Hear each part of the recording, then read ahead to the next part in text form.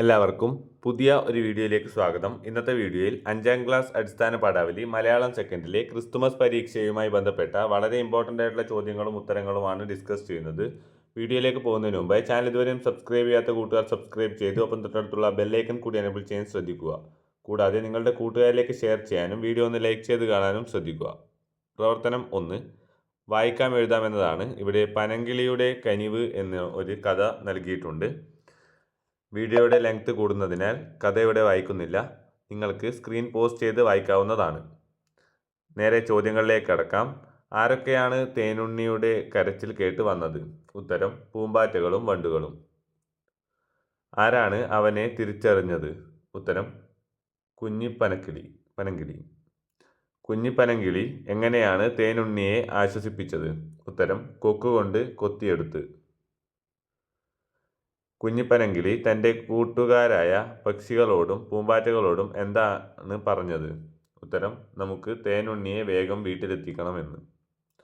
പൂമ്പാറ്റ എന്ന പദത്തിന് പകരം പദം ഏത്?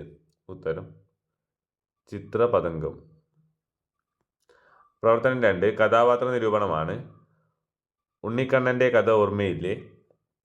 ഒരു പരിഭവവും പറയാതെ വീട്ടുവേല ചെയ്ത് അമ്മ കൊണ്ടുവരുന്ന തണുത്ത ചോറും കറികളും സന്തോഷത്തോടെ കഴിക്കുന്ന ഉണ്ണിക്കണ്ണൻ എന്ന കഥാപാത്രത്തെക്കുറിച്ച് നിങ്ങൾക്കറിയാവുന്ന കാര്യങ്ങൾ കൂടി ഉൾപ്പെടുത്തി കഥാപാത്ര നിരൂപണം തയ്യാറാക്കാനാണ് ചോദ്യം.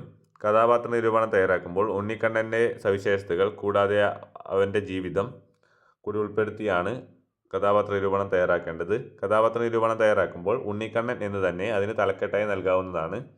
കൂടാതെ നിങ്ങളുടെ അഭിപ്രായങ്ങൾ കൂടി ഉൾപ്പെടുത്തിയാണ് എഴുതേണ്ടത്. B question. ഉണ്ണിക്കണ്ണന് ആടിനെ മേയ്ക്കുന്ന കുന്നിൻ്റെ കഥ പറഞ്ഞു കൊടുത്തത് ആര്? ഉത്തരം മുത്തശ്ശി. പ്രവർത്തനം 3 ഡയറി കുറിപ്പാണ്. അച്ഛനും അമ്മയും നഷ്ടപ്പെട്ട അന്ധയായ മാറിയ മിറി എന്ന പെൺകുട്ടിയെ നന്മപ്പൂക്കൾ എന്ന കഥയിൽ നിങ്ങൾ കണ്ടല്ലോ. ദുരിതം നിറഞ്ഞ അവളുടെ ജീവിതത്തിൽ അവളുടെ കൂട്ടുകാർ സഹായത്തിന് എത്തുന്നു. തൻ്റെ ജീവിതാനുഭവം കൂട്ടുകാരുടെ സ്നേഹവും ഒരു ഡയറി കുറിപ്പിൽ മിറി രേഖപ്പെടുത്തുകയാണെങ്കിൽ എങ്ങനെ ഉണ്ടാവും? ആ ഡയറി കുറിപ്പ് നിങ്ങളും എഴുതി നോക്കൂ. മിറി എന്ന കുട്ടിയുടെ ഡയറി കുറിപ്പാണ് തയ്യാറാക്കേണ്ടത്. നന്മപ്പൂക്കൾ എന്ന പാഠഭാഗത്തിലെ കാര്യങ്ങൾ കൂടി ഉൾപ്പെടുത്തിയാണ് മിറിയുടെ ഡയറി കുറിപ്പ് തയ്യാറാക്കേണ്ടത്. ഡയറി കുറിപ്പ് തയ്യാറാക്കുമ്പോൾ ഡേറ്റ്, അതോടൊപ്പം തന്നെ അന്ന് നടക്കുന്ന കാര്യങ്ങൾ, അവളുടെ ജീവിതത്തിലെ പ്രധാന സംഭവങ്ങൾ എന്നിവ ചേർത്താണ് ഡയറി കുറിപ്പ് തയ്യാറാക്കേണ്ടത്. B question.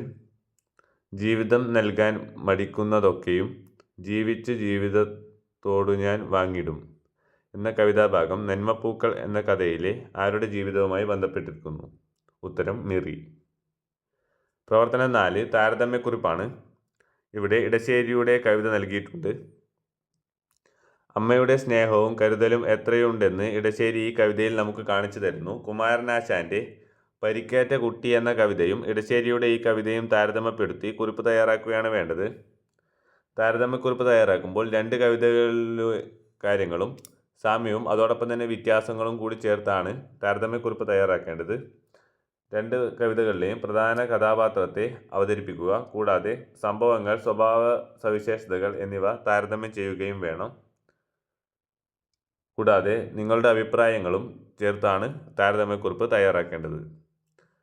ആസ്വാദനക്കുറിപ്പ് തയ്യാറാക്കുക എന്നാണ് പ്രവർത്തനം 5. താഴെ കൊടുത്തിരിക്കുന്ന കവിത വായിക്കൂ. കവിതയുടെ ആശയം, കവിത നൽകുന്ന സന്ദേശം, പദപ്രയോഗ ഭംഗി ഇവ വിശകലനം ചെയ്ത് ആസ്വാദനക്കുറിപ്പ് തയ്യാറാക്കുകയാണ് വേണ്ടത്.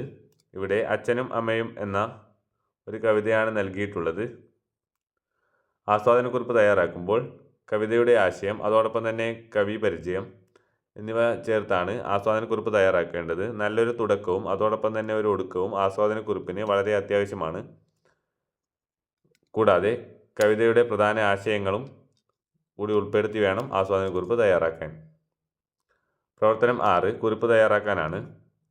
സാധാരണയായി മരക്കൊമ്പിലാണ് ഊഞ്ഞാൽ കെട്ടുക. ചിത്രത്തിൽ വളരെ വ്യത്യസ്തമായ രീതിയിലാണ് ഊഞ്ഞാൽ കെട്ടിയത്.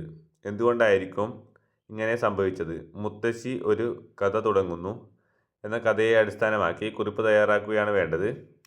ഇവിടത്തെ ചിത്രം ഒരു കൈയിൽ ഊഞ്ഞാൽ കെട്ടിയിട്ടുള്ളത് പോലെയാണ്.